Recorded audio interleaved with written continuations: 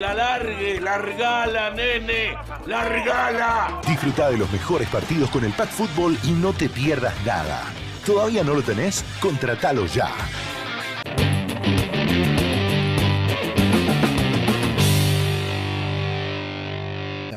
Y este tipo que cerró el Parlamento, aparte de las investigaciones de corrupción por las cuales lo iban a destituir de todas formas, hay 5 presidentes que lo defienden. Bueno, sí. Te das cuenta como el aparato político muchas veces quiere estar casi siempre por encima de la autoridad legal, constitucional.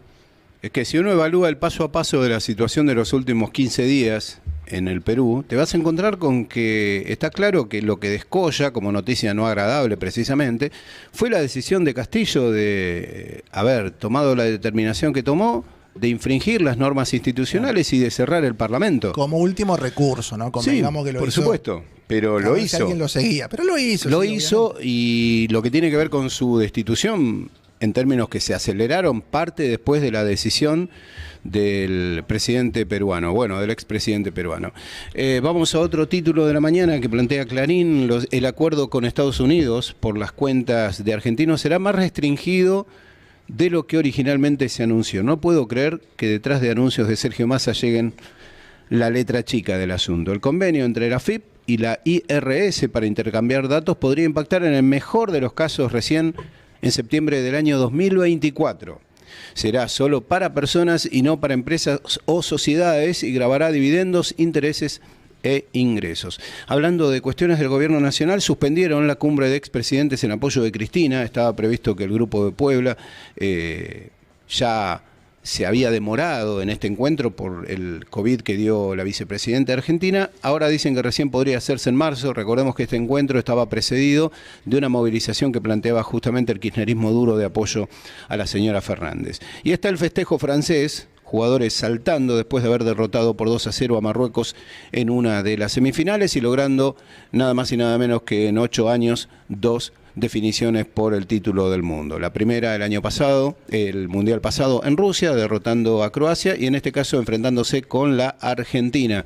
Recordemos que el sábado van a disputar el tercer lugar los equipos de Marruecos y de Croacia. Dice que con oficio Francia llegó otra vez a la final y es eso lo que tiene Francia. Tiene oficio. Alguien decía y publicaba que lo que te provoca cierta intriga de Francia es que es un equipo que no necesita jugar bien para ganar. Sí. Argentina tampoco. Argentina tampoco. Y que tiene mucho parecido al Real Madrid de Ancelotti, que no necesita demostrarte que es mejor de vos, que no quiere hacer historia, porque este equipo francés no va a pasar a la historia como el Brasil del 70, o Alemania o Holanda del 74, o el Argentina de México 86, no va a pasar a la historia. Pero los tipos te quieren ganar, y tienen con qué, así que bueno, hay que ser cautos y cruzar los dedos para que los nuestros se iluminen. Creo que si los nuestros se iluminan, le van a plantear una serie de problemas que Francia hasta el momento no ha tenido. Y que cuando los tuvo, los sufrió. La medida que tuvo fue Inglaterra y la verdad que no jugó mejor que Inglaterra. No. Pero tenía herramientas como para hacer goles. Lo mismo que Inglaterra, se definió por detalles. Un penal errado. Obviamente. Si no iban a penales y Argentina un partido lo tenía liquidado, sus propios errores defensivos la llevaron a ir a los penales que no lo merecía Holanda, pero fue el partido de mayor medida, si se quiere, de Argentina, ¿no? Pero cuando se arremangó... Superó, me parece, desde el punto de vista futbolístico, más allá del resultado. Cuando se arremangó, en apenas 30 minutos de suplementario, le creó más situaciones de gol cuando fue a los bifes. Claro, exactamente. Así que bueno, veremos qué pasa. No quieren correr con esto de que juega Benzema, al que ustedes recuerden, lo dieron de baja por una cuestión de lesión, pero no, lo dieron de baja en los hechos, no en los papeles. Y están con esto de que él pidió permiso al Real Madrid para ir a viajar a Qatar y el Real Madrid, donde está entrenando actualmente, le dijo, bueno, sí, vaya, total, esto está todo legal. Vos decís que está en la lista y que podría jugar. No creo, porque ayer le preguntaron justamente esto a el técnico de Francia y se excusó diciendo prefiero no responder. O paso a la siguiente pregunta. No dijo ni que sí ni que no. Bueno, pero a ver, no debería ser titular, ¿no? Pero bueno. Pero a ver, debería ser de acceso público una lista. Es que la lista que no la cambió Francia. ¿Lo sigue teniendo? ¿No lo reemplazó por otro delantero? No. Dijo, ¿te acuerdas que dijo no vamos a llamar a nadie, qué sé yo? No sé si puede volver. Hay jugadores que han tenido, por una cuestión de cuestiones personales, se han ido de Qatar y han vuelto. en caso de un jugador inglés que se le había muerto un familiar. Sí, Volvió. el tema es que cuando a vos te daban de baja, y ese es el tema, saber si Francia lo dio o no de baja, te tenías que ir, no te podías quedar en Qatar. De hecho, le pasó a algunos jugadores como el Tucu te daban de Correa. baja, te tenías que ir, pero vos te podés ir sin que te den de baja, ese es el tema. Bueno, veremos, qué sé yo, veremos. Lo cierto es que hay que medirse con los mejores para ver si uno está en condiciones de ser justamente el número 1 de este campeonato del mundo. Bueno, que por supuesto mide lo que pasa en un mundial, ¿no? Un campeonato del mundo mide lo que pasa en esos 7 partidos. Porque está claro que hay equipos de concierto internacional que no han llegado a esta instancia y que no dejan de ser grandes protagonistas del fútbol mundial. Brasil es un ejemplo, no queda ninguna duda que Brasil es un equipo que en la normalidad se alzaría con una mayor cantidad de torneos si estos se jugaran consecutivamente, pero no está. Vos lo que tenés que mostrar es el rendimiento en estos 7 partidos, y Argentina, lo cierto es que se va a plantar ante el campeón del mundo el próximo domingo, generándonos, insisto, ese cosquilleo, ese hormigueo de aquí hasta el próximo fin de semana. Bueno, vamos a otra etapa, vamos al cronista. Economía logró casi el doble del financiamiento que buscó en el mercado, celebra el diario, calificándolo como un alivio de fin de año. El gobierno aceptó ofertas por 770.000 millones y necesitaba cubrir 410.000 millones de pesos, suma margen de maniobra fiscal, dice el diario. Y respecto a una situación a la que le hemos prestado mucha atención a lo largo de este año, vuelven a anunciar paros en las 3 fábricas de neumáticos del país. Va a comenzar a las 10 horas del próximo 21 de diciembre. La semana que viene. ¿Esto por qué? Porque hay despidos en una de las plantas. El Sindicato Único de Trabajadores del Neumático Argentino, SUTNA, habló en torno a este paro de 48 horas, porque, bueno, hay problemas en una de las plantas, en Bridgestone, que está ubicada en Lavallol, ¿verdad? En el sur de la provincia de Buenos Aires. Trabajadores registrados y beneficiarios del Potenciar Trabajo cobrarán bonos de fin de año entre diciembre y enero. Yo con cobrar lo que me deben de octubre, creo que me pongo un poquitito contento. Después no me va a alcanzar para nada, pero con que me paguen lo que me deben de octubre en algunos lugares ya estaría hecho. Mirá lo que te digo. Bueno, vamos al diario Página 12. La tapa lo pone a un tipo que genera sensaciones encontradas. A quien no conoce nadie, a quien no visibiliza a nadie. Estamos hablando del título que pone en tapa al señor Luis Toto Caputo, ex ministro de Macri. La Inspección General de Justicia descubrió otra sociedad del señor Caputo. En ella aparece como titular su cuñado, Luis María Méndez Escurra. Parece un personaje de Isidoro Cañones, ¿no? Su mujer es el contacto con Revolución Federal, opina la señora Luciana Bertoia, el grupo violento financiado por los Caputo, al que el juez Martínez de Giorgi considera parte inescindible del clima de violencia que llevó al atentado contra Cristina Fernández de Kirchner. Siguen en el sur del Pacífico pensando que la guerra no ha terminado. Y con sabor a poco, titula el diario, porque finalmente el gobierno anunció un bono de 24.000 pesos por única vez para los trabajadores registrados que cobren hasta 185.000 pesos y otro de 13.500 para los beneficiarios del Potenciar Trabajo. Sí, hablando de bonos, finalmente el municipio de Morón también anunció cuál va a ser su bono. Es un bono, en definitiva, de 45.000 pesos, pero que se paga en 3 cuotas. Ah.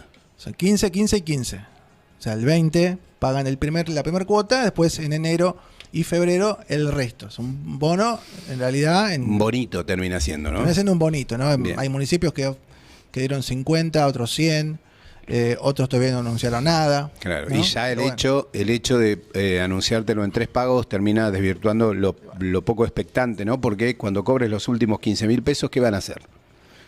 En términos de posibilidades y de poder adquisitivo. Pero bueno, algunos lo cobran, otros nada, ¿no? Por supuesto. Vamos a otro diario, en este caso desde Mar del Plata, El Atlántico. Los martilleros están pidiendo una urgente nueva ley de alquileres. Desde el Colegio de Martilleros y Corredores de la provincia afirman que la dilación en el tratamiento de la ley perjudica tanto a propietarios como a inquilinos. Proponen derogar los artículos que indican el plazo de locación y la forma de indexación. Además, los operadores inmobiliarios consideraron necesario volver a los 24 meses de contrato y al libre acuerdo en el ajuste semestral. Hasta ahora la regulación no ha dado buen resultado. Veremos qué pasa con esto, que termina afectándonos más de lo que creemos en muchos casos. Vamos al diario Nueva Rioja, de la provincia del noroeste argentino. La reforma constitucional limitaría las reelecciones. Después, hablando de la provincia. Sí, ¿no? Estamos hablando de la provincia, estamos hablando de una norma que se pretende y que seguramente, en virtud de los intereses políticos, va a ser modificada, ignorada o anulada en futuras decisiones de los mismos hombres políticos. El gobernador Quintela envió el proyecto a diputados de la provincia. Los ejes son impulsar la periodicidad de las funciones del Estado, incluidos legisladores y jueces, la consagración de derechos al agua, energía, techo y conectividad, promover la paridad de género en los cargos electivos. Quedó chiquisto, o sea, que si se limitan las reelecciones, bueno, uno está a favor. Sí. Uruguay no hay reelección, por ejemplo. Acá debería hacerse así como se impulsó la ley de paridad de género, para que obligatoriamente, ya que no se hacía naturalmente, las mujeres ocupen el mismo espacio de poder legislativo que los hombres, más allá de la aportación de apellido y parentesco que haya, ¿no?, entre jefes y empleados y empleadas. Acá yo creo que hay que limitar obligatoriamente las reelecciones para cortar con esto de los personajes que se creen dueños de estancia, ¿no? El caudillaje, el caudillismo. Creo en eso. Ahora, acá la engaña pichanga es que te está diciendo que quieren limitar las reelecciones y limitar también el tiempo que los jueces estén ahí. Ese es los jueces el no as son en la electos. manga. ¿Qué tiene que ver? Los jueces Ese no son es el electos. as en la manga. Los legisladores, ¿cómo es la cosa? Bueno, ahí me parece. Una cosa es limitar la reelección y otra cosa es lo que te viene adentro del paquete, que es limitar a los legisladores y limitar a los jueces. Eso que es un escándalo, bueno, lo meten en el copete, ¿no? En este caso, Nueva Rioja. Sí, Se obviamente. quedaron con la gacetilla, me parece. Sí, obviamente que estamos hablando de consideraciones distintas, entre otras cosas porque por un lado hablamos de cargos selectivos y por el otro no. Son poderes Por supuesto, distintos, ¿no? Que en este Ya caso... bastante que los jueces lo eligen ellos, no que los pone la Corte Suprema los jueces. Como si necesitara Quintela que alguien le dijera qué jueces funcionan y cuáles no en la provincia. Y después los derechos, ¿no? Derechos al agua, energía, techo y conectividad.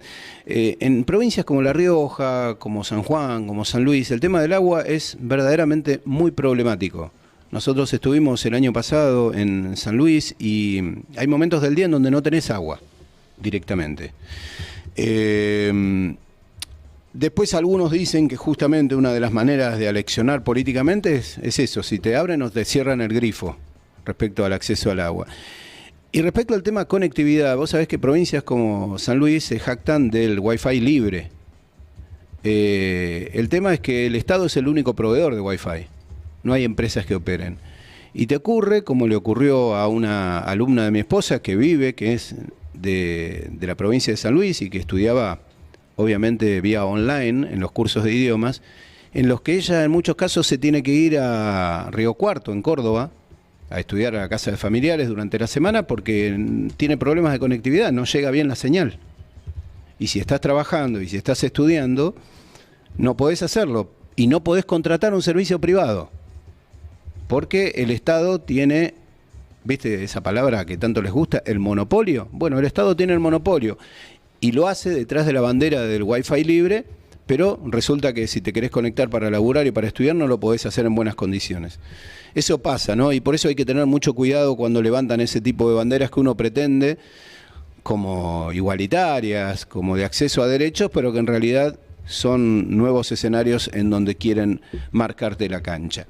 Vamos al diario El Esquiú, recién mencionábamos esta provincia de Catamarca, porque sigue dando vueltas el escándalo por el asesinato de Juan Carlos Rojas, exministro de Desarrollo Social de la provincia. Liberaron ayer a Nieva, la única imputada por el asesinato del exfuncionario. El juez de control de garantías, Luca Baccaroni, determinó que Silvina Nieva, que era empleada de Rojas, recupere su libertad tras detectar un error en la orden de detención.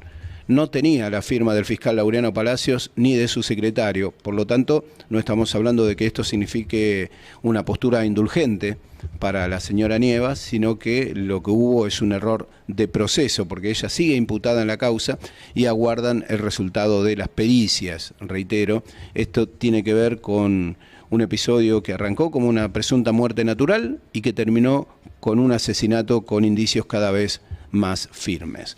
El diario El Liberal de Santiago del Estero habla de que Santiago sería sede de uno de los dos debates presidenciales, aunque la decisión final le corresponde a la Cámara Nacional Electoral. Fuentes nacionales indicaron al diario que la provincia cuenta con mayores posibilidades en el interior del país. El lugar elegido sería el Paraninfo de la Universidad Nacional de Santiago del Estero, el otro sería como históricamente ocurrido en la ciudad de Buenos Aires. Habla también, por supuesto, del lanzamiento de los bonos de fin de año para potenciar y para empleados privados, y Santiago del Estero tiene una agenda paralela a su crisis social, y esto es una fuerte inversión en lo que tiene que ver con la promoción turística, y el deporte es una de esas herramientas. Ayer, por el certamen Pro League de hockey sobre césped, se presentaron leones y leonas ante Holanda.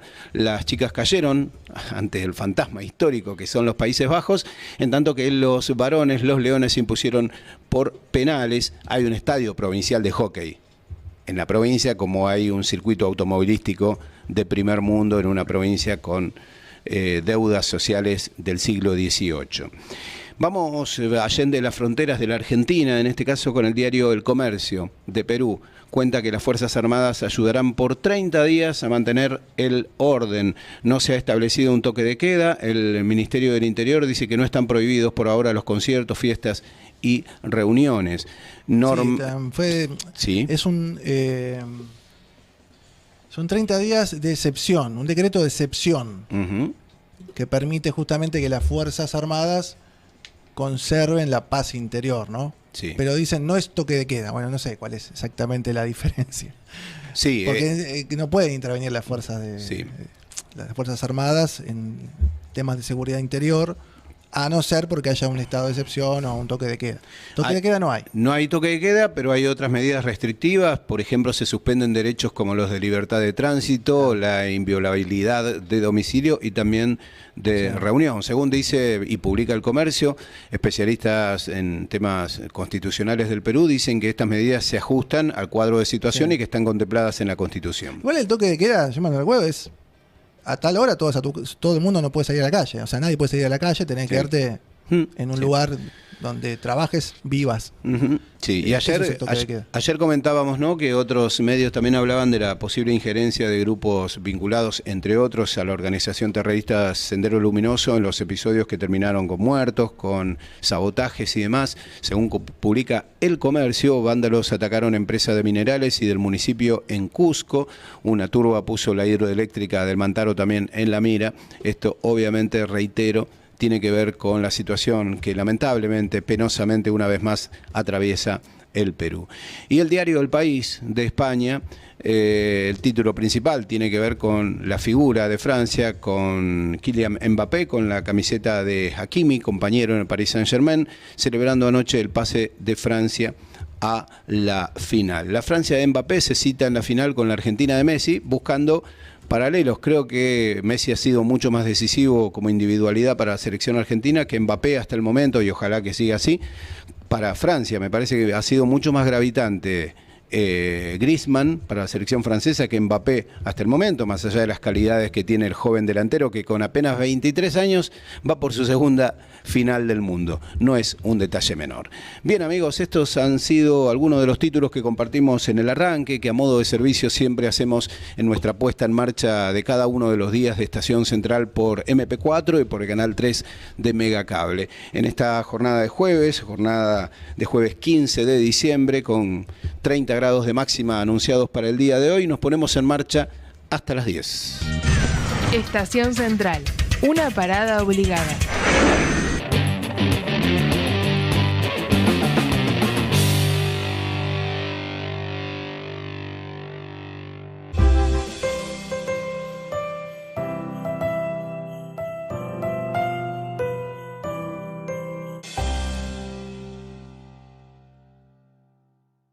Con Megacable cumplís y ganás. Les recordamos que en diciembre vamos a estar haciendo el sorteo del auto 0 kilómetro. Las bases y condiciones, como siempre, están en nuestra página web.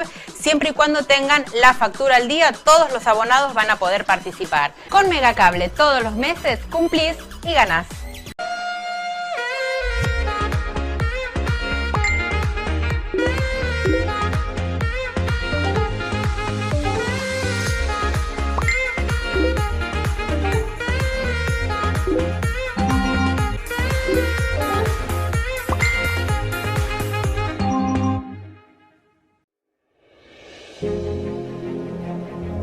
Tenemos montañas para empujarlas con nuestra fe. Tenemos la fuerza de la naturaleza. Tenemos mares, ríos. ¡Vamos, Argentina!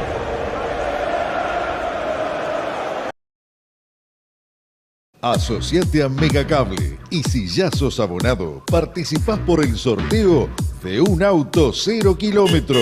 Visita las bases y condiciones en nuestro sitio web www.megacable.com.ar y selecciona nuestra sede Castelar. Seguí todas las novedades en nuestras redes sociales en Facebook e Instagram como @megacable.castelar y @canal3megacable. Somos Megacable. Conecta con tus emociones. ¿Me pasás el azúcar, Matías?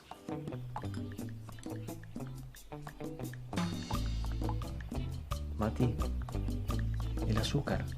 ¡Pero pasala, hermano! ¡Pasala! Vénganse, dale, vamos a pescar. Pará, una porción más me como. ¿Puede ser? Siempre una de más, siempre una de más. ¡Morzón! Mi amor, ¿te falta mucho? ¿En quién trabajo, por? No, por nada. Te espero. ¡Baja! O sea, yo la amo. Pero ella me dice ahora que necesita un tiempo. No sé qué hacer. Te estoy diciendo que la largue, largala, nene, largala. Disfruta de los mejores partidos con el Pack Fútbol y no te pierdas nada. ¿Todavía no lo tenés? Contratalo ya.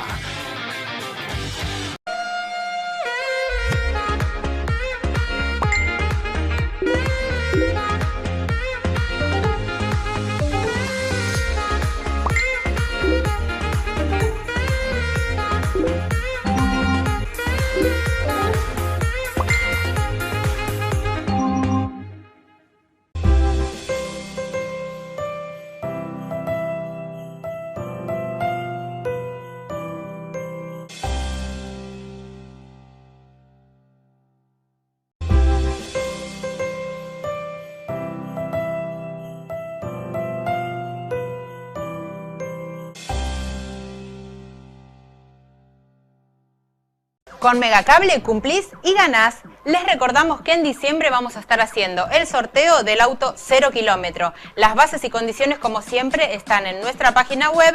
Siempre y cuando tengan la factura al día, todos los abonados van a poder participar. Con Megacable todos los meses cumplís y ganás.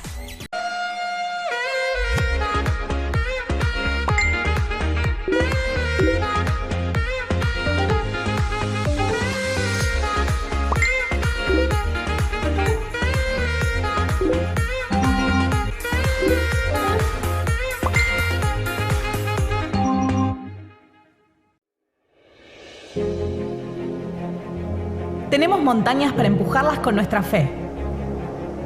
Tenemos la fuerza de la naturaleza.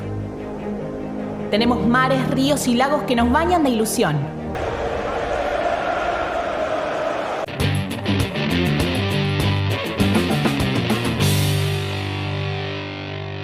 Que advertía sobre medidas de fuerza que se tomaron hace aproximadamente 10 días en el instituto y en cada una de las representaciones que el INTA tiene a lo largo de la República Argentina. Bueno, estamos en el día de hoy y en el de mañana en el desarrollo de otra jornada de fuerza, otro día de paro, 2 jornadas exactamente, un paro por 48 horas que han llevado y que están llevando adelante delegados y delegadas del ATE INTA Nacional. En este caso, la medida de fuerza tiene que ver con estos 2 días, hoy y mañana, que realizarán en todas las unidades nacionales del INTA. Estamos hablando de cerca de 70 centros experimentales en 24 provincias y más de 300 agencias de extensión, además de 19 centros regionales que están diseminados a lo largo y a lo ancho del país. Esto tiene que ver con una serie de reclamos que no fueron atendidos. Ellos dicen y hablan de falta de respuesta y solución al pliego de reclamos. ¿En qué consisten esas demandas? Bueno, falta de respuesta de las autoridades ante el pliego que habla de, por ejemplo, el tema de la paritaria sectorial, falta de democratización y transparencia en la discusión salarial.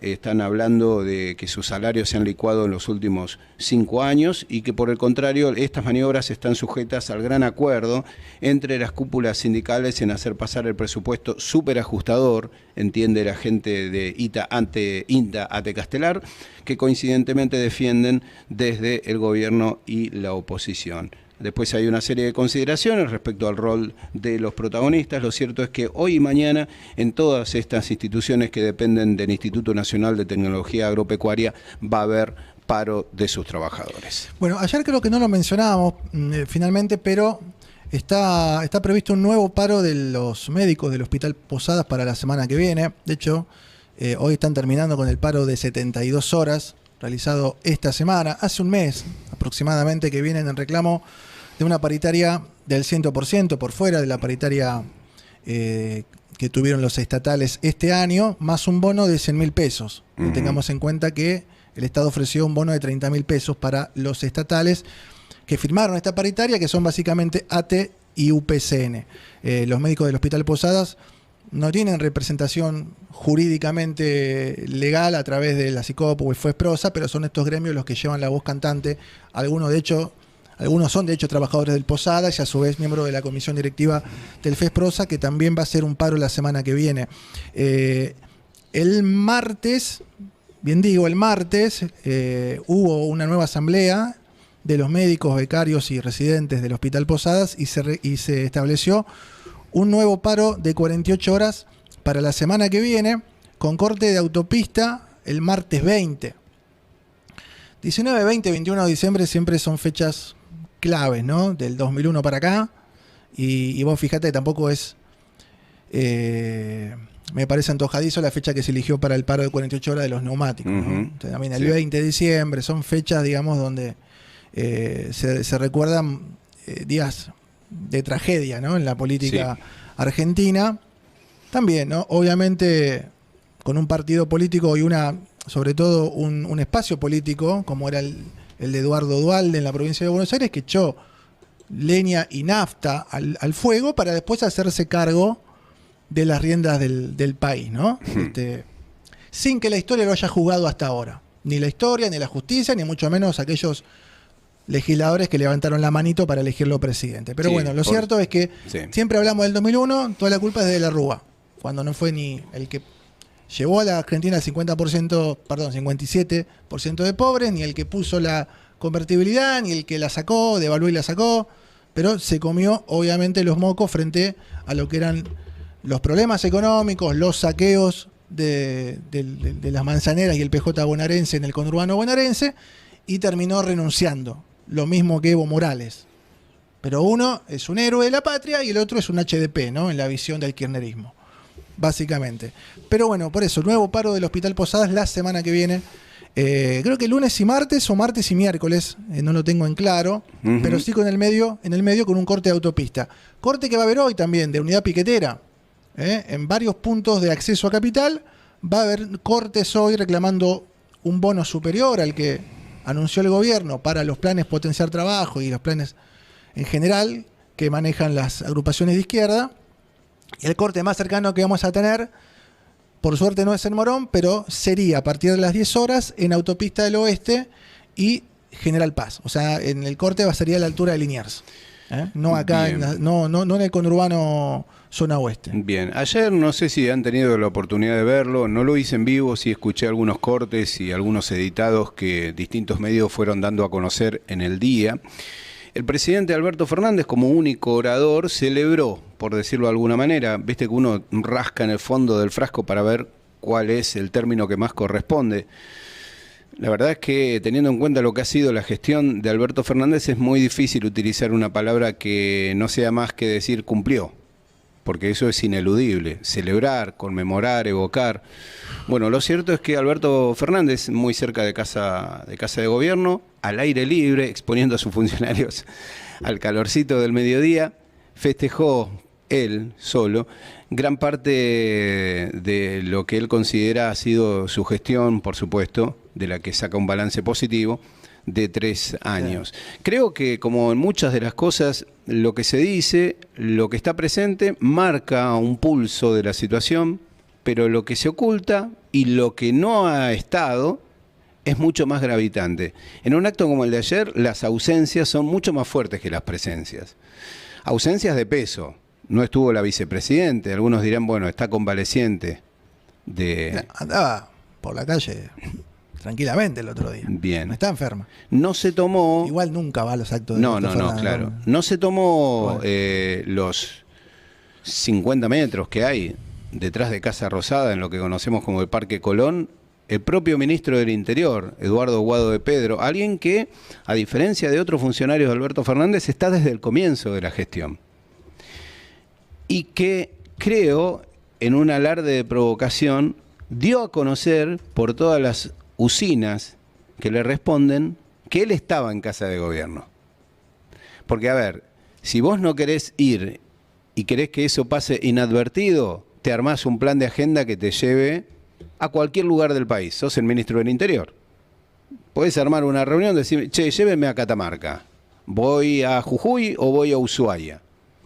Pero no. Guado de Pedro, el ministro del Interior, dio a conocer que él estaba en Casa de Gobierno, pero que no fue. Claro. Estamos hablando, reitero, del Paseo Colón, del paseo que está ubicado a espaldas de la Casa de Gobierno, a nada de la Casa Rosada. Estuvieron, sí, por ejemplo, parte del gabinete de el presidente Fernández, como el ministro Aníbal Fernández, como, por ejemplo, el ministro de Educación Jaime Persic, por hablar de algunos referentes. Hubo presencia de organismos de derechos humanos o, en todo caso, de representantes de esos organismos de derechos humanos. La más importante quizá Estela de Carlotto. Estuvo la ministra de Salud, Carla Bisotti también. Pero, hablando de las ausencias, me llamó poderosamente la atención que no solo no estuvo, al menos no hay ningún registro de ello, sino que ni siquiera hizo mención alguna en sus redes sociales el intendente de Hurlingham, Juan Zabaleta, que fue, sí estaba su sucesora, Victoria Tolosa Paz, pero que hasta mediados de este año, y un poco más, fue integrante del gabinete de Alberto Fernández, y que era mencionado en reiteradas ocasiones, cuando hablábamos de cómo estaba fragmentado el gobierno nacional, señalado como uno de los albertistas. Bueno, obviamente no fue de las pocas ausencias que corresponden a intendentes de la provincia de Buenos Aires, ¿no? Estuvieron, sí, algunos. Me sorprende la visita de Mario Seco, el intendente de Ensenada, un kirchnerista duro. También estuvo Leonardo Boto de Luján, Andrés Watson y Julio Zamora, el hombre de Tigre. Tampoco estuvo el ministro de Economía, tampoco estuvo Sergio Massa en este acto, y sindicalistas de la vieja escuela, como Héctor Daer, Carlos Acuña, Gerardo Martínez y Hugo Moyano. Pero reitero, cuando hablamos de este tipo de cuestiones, lo que llama poderosamente la atención son las ausencias. En el caso de Massa se habla de que había problemas de agenda.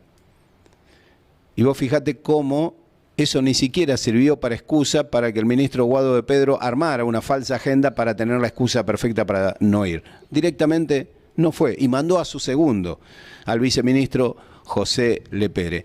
Después el discurso de Alberto Fernández,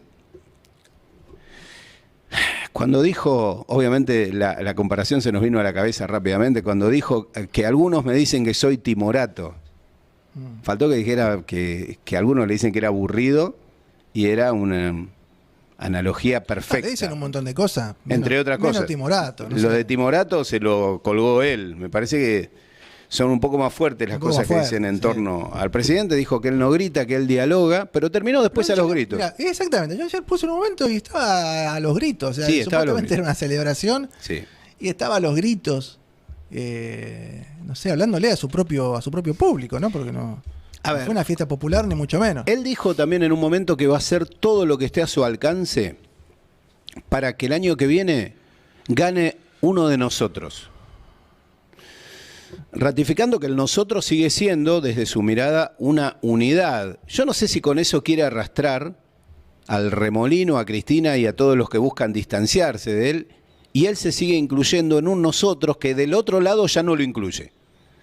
Por el otro lado, está claro que el capital político de Alberto Fernández no le da ni para ponerse a los gritos, ni para decir que va a trabajar para evitar que los que arruinaron a la Argentina, no le da para nada. Sí le da para provocar daño.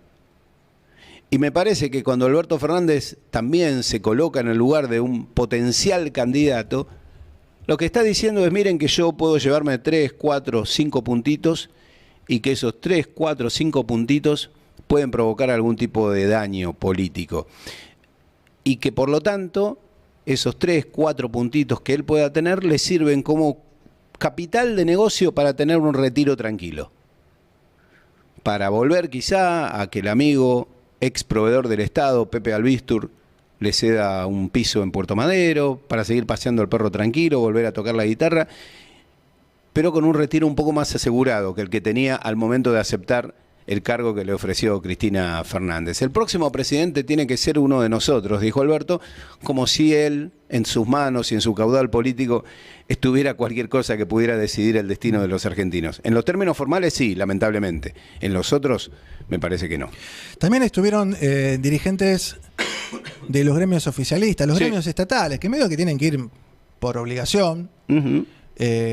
Y también por obediencia, de alguna manera, porque saben que es su gobierno. Ahora, hay una disidencia que no entiendo de dónde viene. Uno se mete en las redes, por ejemplo, de la CTA Autónoma, que es la CTA que maneja básicamente ATE, y ve notas que dicen: esta tarde el gobierno anunció un bono de fin de año de 24.000 pesos para los trabajadores registrados y un bono de 13.500 en 2 cuotas, con carácter de medio aguinaldo para titulares de programas Potenciar Trabajo. Y hay fotos también de algunos dirigentes que estaban allí sonrientes abajo del palco, que lo tenía el presidente Alberto Fernández como único orador. Pero después te vas a ATE, o sea, los mismos que manejan la CTA Autónoma, y hay una nota que dice: Cachorro Godoy, el titular de ATE y de la CTA Autónoma, sobre el bono anunciado por el gobierno. No cubre las necesidades de todo el universo de los trabajadores y además es absolutamente insuficiente.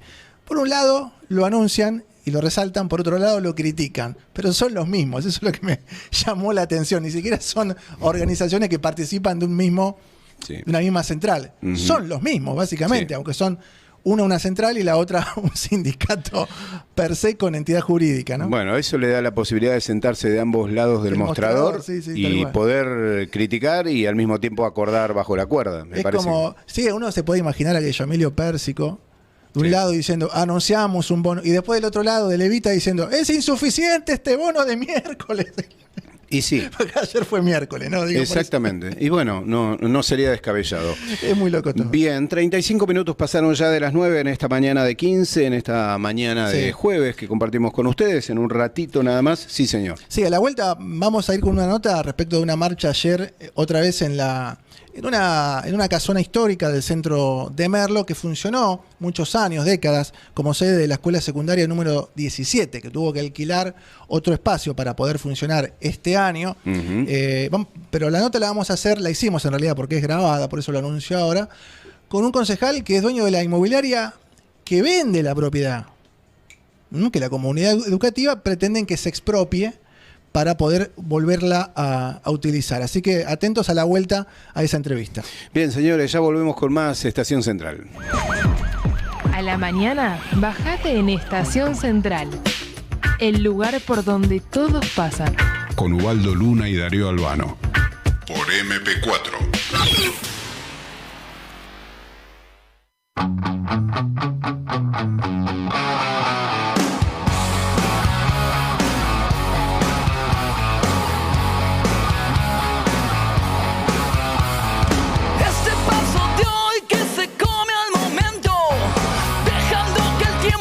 Marchita el que vendrá, bajas y después la angustia ya ganó y está aquí. Ella es tu preocupación y lo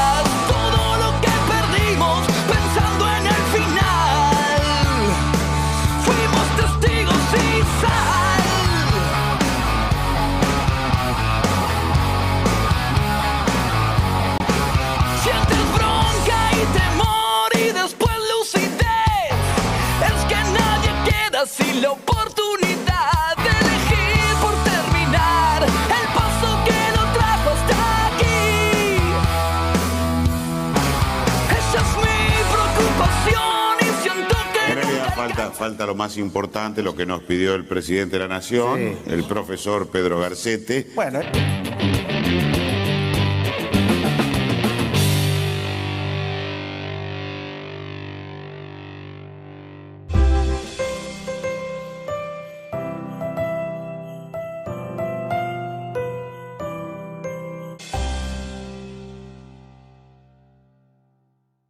Con Megacable cumplís y ganás. Les recordamos que en diciembre vamos a estar haciendo el sorteo del auto 0 kilómetro. Las bases y condiciones, como siempre, están en nuestra página web. Siempre y cuando tengan la factura al día, todos los abonados van a poder participar. Con Megacable todos los meses. Desde el año pasado ya no funciona en esa sede histórica del centro de la estación, en Libertador al 400.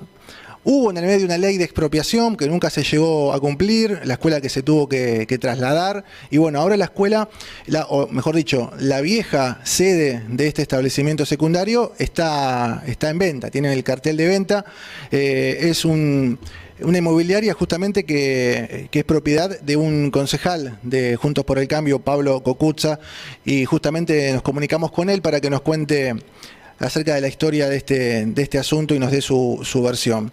Concejal Cocuzza, buenos días. Darío Albano lo saluda, ¿cómo está?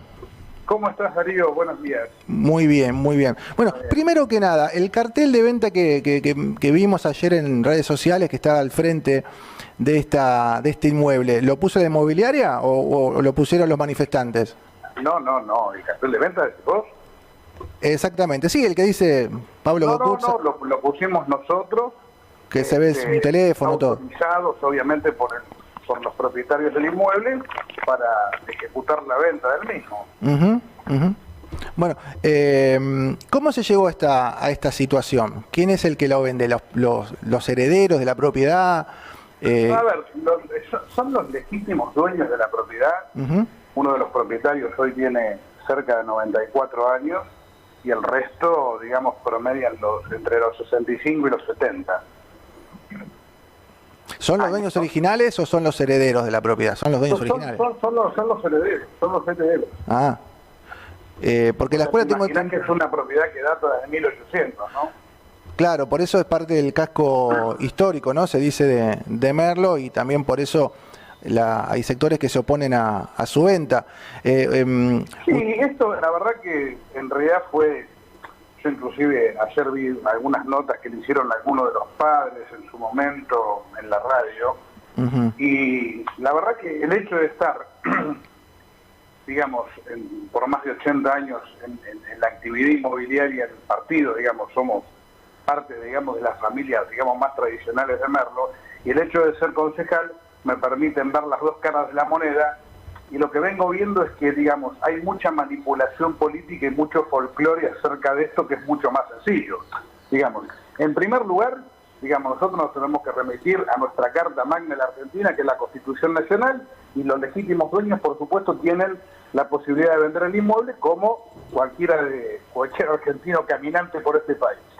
Ahora, luego, seguramente en la gestión anterior, que es lo que sucedió, y es lo que a mí me permite bajar, digamos, desde las ordenanzas del Consejo Deliberante, una ordenanza que, digamos, el municipio de Merlo declara una serie de inmuebles como, digamos, de patrimonio histórico. Sí. Digamos, y que para que estos inmuebles sean declarados de patrimonio histórico, debería ratificarse esa ordenanza con otra ordenanza, pasando estos inmuebles por determinados estadios técnicos, que esto nunca se hizo. Y lo único que se hizo en este caso fue exceptuar a los propietarios de la tasa municipal. Y obviamente la ordenanza esa, que digamos yo la considero totalmente inconstitucional, porque si vos como Estado municipal, digamos, tenés interés sobre un inmueble, tenés la posibilidad de comprárselo o de generar una ley de expropiación. Sí. Ninguna de estas situaciones sucedió. Entonces, desde luego que la ordenanza, al no haber sido completada, cae por su propio peso. Sí, hubo una ley que también se votó en la legislatura y que, bueno, nunca hubo, se terminó cayendo. Nunca hubo, o sea, se hizo la propuesta en el Senado, digamos, y nunca se llevó adelante la expropiación. Claro. se cayó finalmente. Por eso que en algún momento yo en una de las notas que vi en la radio donde la señora mayoritaria estaba dispuesta a ceder, esto es una situación que nunca se dio. De hecho, los propietarios fueron presos de todos los gobiernos. De hecho, en los últimos 4 años, inclusive el Estado no les pagó el alquiler. Ahora, independientemente de eso, ¿por qué la provincia termina dejando el inmueble? Por una serie de irregularidades edilicias, al punto de que en algún punto nombran que la propiedad corre riesgo de derrumbe. Entonces, la termina abandonando porque no la compra, no le hizo las mejoras necesarias y obviamente ponía en riesgo a toda la gente que obviamente circulaba por el colegio, alumnos, profesores, padres y toda gente que pudiese entrar al edificio.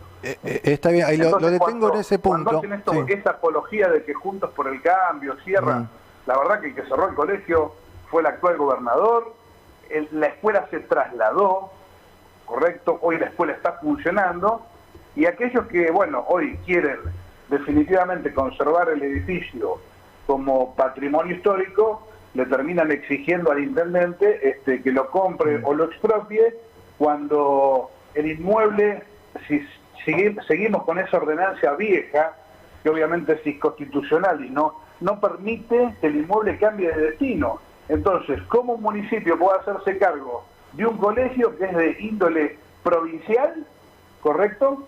Y a su vez que el colegio tiene serias falencias edilicias para volver a generar nuevamente la actividad. Entonces me parece que, digamos, toda la gente que ayer hizo la manifestación está careciendo de información y está siendo manipulada por sectores políticos que, digamos, no le terminan de decir la verdad a la gente, y esos mismos sectores políticos, si vos mirás en sus páginas, o sea, manifiestan por qué los 12 puntos del colegio no cumplen con la infraestructura necesaria. Sí. Entonces, por un lado, están pidiendo que expropien la propiedad, que la compren, y por el otro lado están diciendo que tiene serios problemas de edilicios. Sí, hay como dos posturas políticas, la del SUTEBA, que obviamente corre a favor del oficialismo, y la de la izquierda, que exige que esa sea la sede definitiva de una escuela que, bueno, sigue ahí en lugares funcionando, pero en lugares prestados, ¿no? Es un edificio, porque la escuela hoy está funcionando en otro lugar. Prestado, ¿no? Igualmente, siempre. Digo, prestado, no es creo que no es la sede definitiva, creo que está en la sede del PCN. No, mirá, de hecho yo te lo puedo decir porque en ese momento, hace un año atrás, tuve, digamos, la posibilidad de que me encargaran ese trabajo, y nosotros intermediamos en la locación del nuevo edificio, que no está ni de prestado, está con contrato vigente, la escuela se mudó, está funcionando.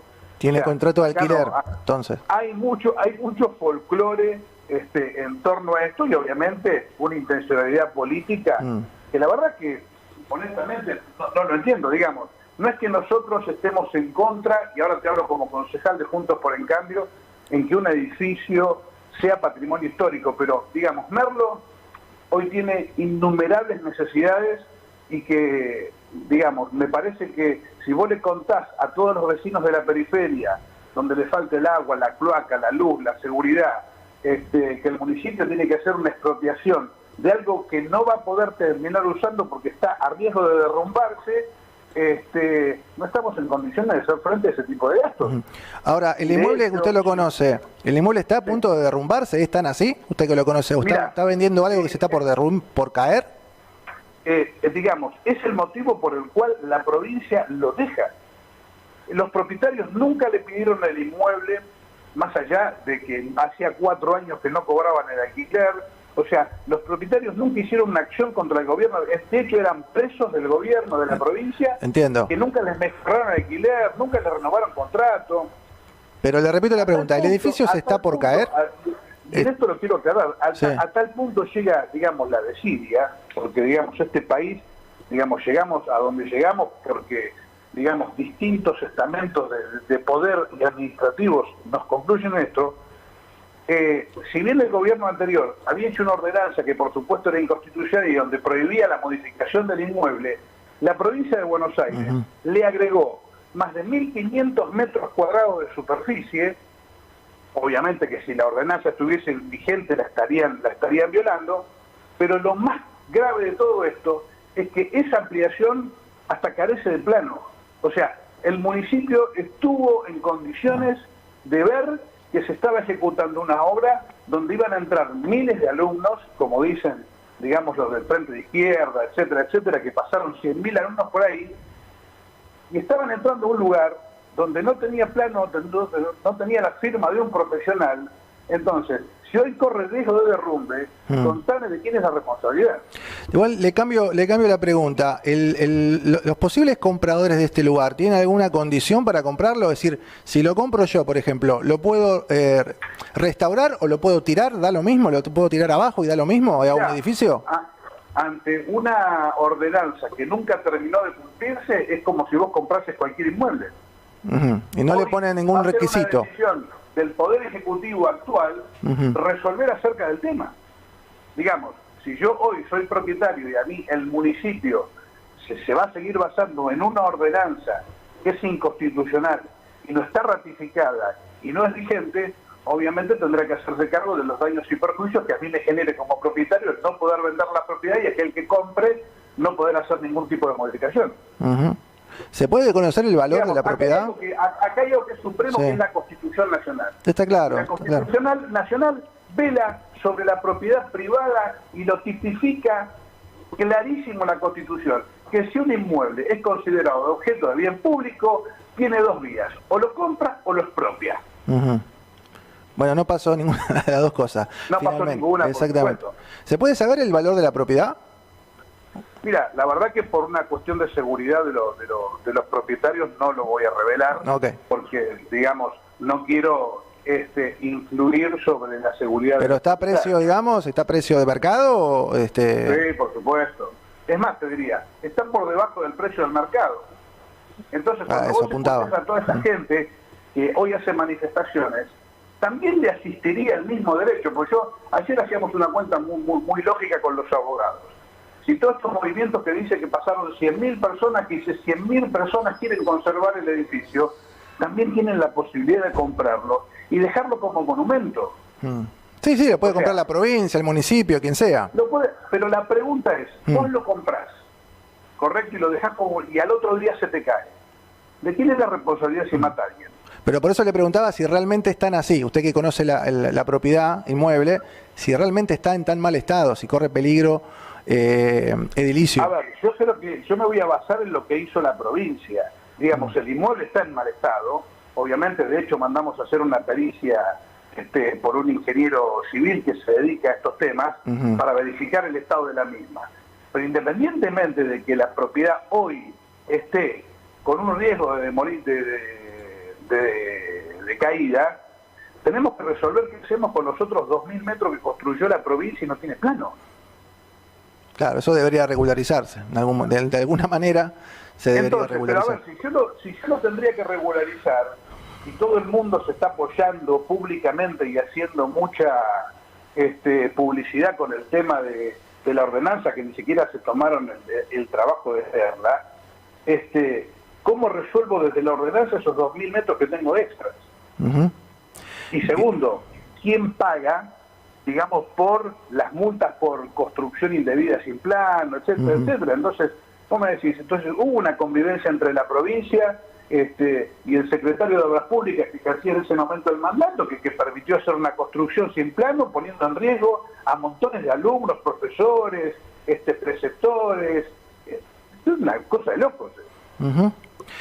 Concejal Pablo Cocuzza, le agradecemos su tiempo. Sé que tiene ahora en minutos nomás trabajo en el Consejo Deliberante de Merlo. Le agradecemos su tiempo y vamos a seguir atentos a este asunto, ¿sí? Sí, con mucho gusto y quedo a disposición. Que tenga muy buen día.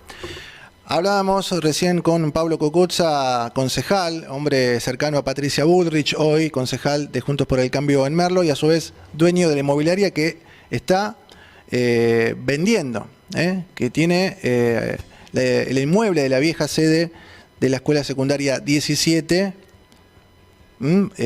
para comercializar, y se la pueden vender obviamente a la provincia, al municipio o a cualquier particular que se presente a comprarla. Enseguida vamos a seguir con este tema. Estamos conectados. Facebook, Twitter, Instagram, YouTube. Sumate. MP4. mp4.com.ar. Una radio en todo sentido.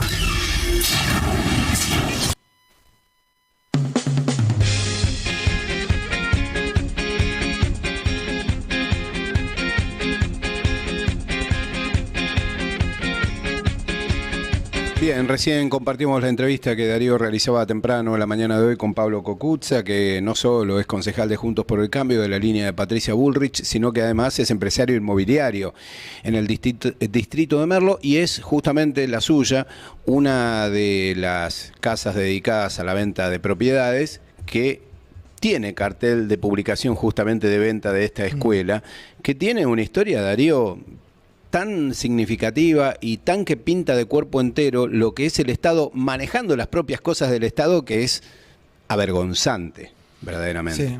Sí, es todo muy raro porque la provincia desistió de la expropiación de ese terreno,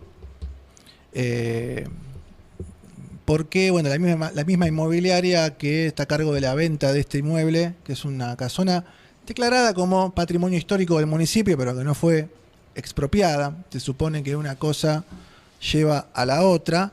No solamente está vendiendo esta propiedad, sino que aparte también alquila la actual sede de la secundaria 17 de Merlo.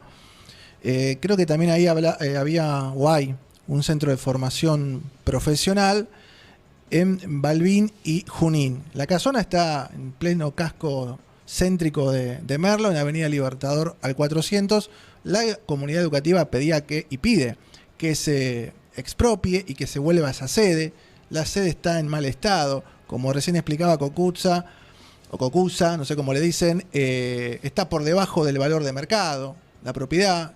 O sea que alguien puede aprovecharse, comprarla, tirarla abajo y construir un edificio, por ejemplo. Después no sé si el municipio lo habilitaría o no, si hará valer la ordenanza de patrimonio histórico o no, pero está claro que acá nadie va a ir a expropiar esa propiedad. Pasó el tiempo, venció la ley, que creo que era del 2013, no hubo presupuesto para la expropiación y la provincia dio vuelta a la hoja, la actual administración de Kicillof, y directamente decidió alquilar otro inmueble. En un momento, allá en 21, se habían mudado temporalmente a la sede de UPCN, cuando consideraron que cuando aparte se estaba contravencido el contrato, no lo pagaban hacía 4 años, y dijeron, bueno, listo, se cierra esta sede, la mudamos a otra, y finalmente terminaron alquilando una vieja fábrica ahí en Balbín y Junín, donde funciona actualmente. Lo importante obviamente es que funcione, pero las demandas también sospechan de algún negocio inmobiliario, ¿no? sobre esta casona, que no sabemos si va a seguir existiendo. Algunos decían de salvaguardar la fachada. También es inconcebible que el Estado haga una ampliación sin los planos. Eso es de loco, bueno, ¿no? Es otra vez el Estado violando las propias normas que el Estado le hace cumplir al resto de la ciudadanía. Es como el Estado pagando en negro, ¿no? Y en este caso, de acuerdo a lo que decía el empresario, que claramente tiene intereses legítimos en este asunto, creo que han pasado en innumerables ocasiones en distintos distritos en los que las gestiones municipales se retiran de la preservación de los espacios que son no solo funcionales para un determinado fin, sino que además tienen un carácter histórico, de patrimonio histórico. Yo siempre recuerdo la vieja estanzuela ubicada en la calle Ocampo, en Hurlingham, que era eso, justamente, restos de un pasado de Hurlingham semi-rural. Era una pequeña estancia ubicada justo en la curva. En aquel momento, durante los gobiernos de Luis Acuña, la oposición planteaba que se gestionara ante la provincia de Buenos Aires un proyecto de expropiación para que la provincia pusiera y ese lugar se convirtiera en un espacio, en un centro recreativo, en un espacio público, y que se conservara la construcción. Lo que argumentaba en aquel momento el gobierno municipal era que los propietarios querían vender, que estaban con problemas económicos y que necesitaban vender, y que no se podían meter entre una decisión mejor que lo individual. Para vos ir y comprársela. Ahí sin está, ley, sin ley ahí alguna. está. Bueno, ¿qué pasó después? Se vendió, todo ese lugar se vendió, ese patrimonio histórico de Hurlingham, de lo poco que quedaba en pie de Hurlingham, se vino abajo y ese lugar se convirtió en una especie de pequeño barrio privado en donde hay 2 o 3 casas. En algunos casos, y esto no me consta, mencionan casas en las que viven dirigentes políticos de Hurlingham. En un lugar codiciado, en un lugar que, si bien es próximo al barrio inglés, al barrio más caro de Hurlingham, no está exactamente en el barrio, pero estás a un par de cuadras, estás re bien ubicado, estás a 3 cuadras de Vergara y Ocampo, estás a 8 cuadras de la avenida Roca, pleno centro de Hurlingham. Y o casualidad, dicen, no me consta, que quienes en su momento se desentendieron del problema, mencionándolo como un asunto de privados, son los que tienen la propiedad de ese sitio. No creo en las casualidades, pero reitero, no me consta. Sí, es una vergüenza, reitero, como lo decía recién Darío, que la provincia haya permitido que se construyera. El municipio. El municipio, claro. Provincia también, ¿no? Pero sí, que la provincia, en todo caso, no haya supervisado con una construcción de su... El municipio no puede desconocer que hay una Exacto, obra. Claro, exacto. A ver, una ampliación en casa, tuvimos que presentar los planos y todo en el municipio. Una ampliación, una habitación más y modificar un ambiente. Como en un espacio público que además tiene funciones públicas, vos podés construir sin ningún tipo de presentación de planos. A mí me parece que hay demasiados hilos cruzados, demasiadas casualidades para pensar que detrás de esto no haya una intencionalidad. Exactamente, porque hablamos de un edificio, que me decía el propio Cocuzza ayer, desde el siglo XIX, ¿no? Y los propietarios son los herederos de los propietarios originales. Y son gente de 90 años, pero son los herederos. Sí, obvio. Por lo viejo de esta edificación, es que se habla de que está con peligro de derrumbe, que por eso fue declarado patrimonio histórico, pero se eligió otro lugar. La izquierda marchó ayer otra vez reclamando que se expropie, quizás no es el mejor lugar, por ahí habría que conservarlo, no necesariamente como escuela, pero claro, bueno, ese es el tema es que hoy lo puede estar, ahí lo decía Cocuzza, está debajo del valor de mercado y lo puede comprar, se puede aprovechar justamente como una oferta, entre comillas, para ir a hacer otra cosa, manteniendo por ahí la fachada. Creo que la cuestión, el negocio venía por ahí. El último tema para el día de hoy, que lo anticipábamos ayer, lo subimos obviamente a nuestras redes sociales, porque lo veníamos contando el asunto. Finalmente, el oficialismo, el Frente de Todos de Morón, logró destrabar el aumento de tasas para el 2023. ¿Qué pasó? Después de 2 intentos fallidos, uno de los 2 monobloques que suelen jugar como aliados, a veces como aliado, a veces como opositor, ayer se presentó a dar debate, dio quórum finalmente para que se pudiera tratar la ordenanza preparatoria de la fiscal impositiva. Para que esto suceda tenía que haber 14 concejales, ¿no? El Frente de Todos tiene 11. Cristian Herrera ya es un aliado más, por más que le ponga el nombre que le ponga a su monobloque. Creo que hoy es segunda vuelta, una cosa así. Se hace el macrista, pero es claramente hoy un aliado del gobierno de Lucas Gui.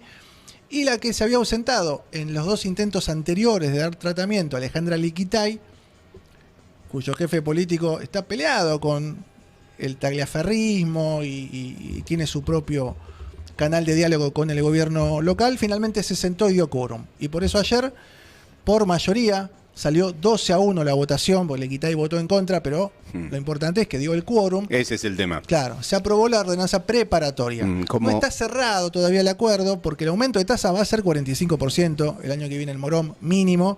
No está cerrado si es en 1, 2 o 3 o en 3 cuotas, escalonadamente. Anticipó ya Juntos por el Cambio que va a votar en contra, porque lo que piden es que se haga a partir de determinada meta inflacionaria, cosa que no va a ocurrir. Lo que sí lograron es que no se tratara, por ahora, un pedido de deuda que establecía un crédito con el Banco Provincia de 350 millones de pesos. Que para devolver eran 1.200 millones de pesos. Eso no se trató. Se trató solo el expediente de la reforma fiscal impositiva, que en definitiva se va a tratar y se va a votar y se va a aprobar el martes 27 de diciembre en la Asamblea de Mayores Contribuyentes. Bien, hablando de fines de diciembre, me decían que probablemente cerca del 29 sea la sesión en Hurlingham. Jueves 29. Sí, que como ocurrió el año pasado también, ¿no? Sobre el cierre del año, finalmente a las apuradas se terminó aprobando el presupuesto y la posibilidad de aumento de tasas, que es lo más importante que se viene. Bueno, el caso de Herrera acá en Morón, claramente Herrera y Liquitay lo que demuestran es que las herramientas para manifestarte como opositor no siempre son votar en contra, sino eludir la posibilidad de que ese tema se trate, como hizo el bloque mayoritario. En el caso de Herrera es como le dijo Eduardo Valdés, ¿no? El diputado kirchnerista a Carlos Pañi en algún momento, gracias por estar siempre. Y bueno, Herrera está siempre, con esa mano sabe el oficialismo que cuenta, y en el caso de Liquitay, una presencia que le permite preservar, dice, voté en contra, pero que claramente, si quería provocar algún tipo de situación política marcable, su posición debió haber sido no concurrir. Digo yo, desde este lado, por supuesto, la concejal tiene toda la libertad de hacer lo que le plazca. Nos vamos, 3 minutos pasaron de las 10 de la mañana, cerramos este capítulo de jueves, regresamos mañana para hacer otro día de Estación Central. Estamos conectados. Facebook, Twitter, Instagram, YouTube. Sumate. mp4.com.ar. Una radio en todo sentido.